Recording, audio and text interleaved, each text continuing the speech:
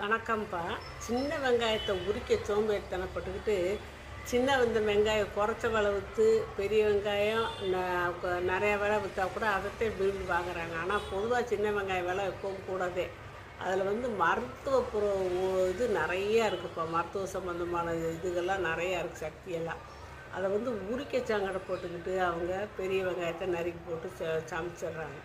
பெண்கள் அது நல்லதே இல்லை. பெரிய வெங்காயத்தை கொஞ்சம் யூஸ் பண்ணுறத கொஞ்சம் நிப்பாட்டிட்டு சின்ன வெங்காயத்தை ஒரு அரை மணி நேரம் தண்ணியில் ஊற போட்டுட்டு நல்லா தேய்ச்சி கழுவிட்டு, அப்புறம் அந்த தலையும் வாலும் கிளுனா போட்டு ஈஸியாக தோல் உறிஞ்சி வந்துடும். ஈஸியாக கையிலே கூட உரிச்சிடலாம், கத்தி கூட தேவையில்லை.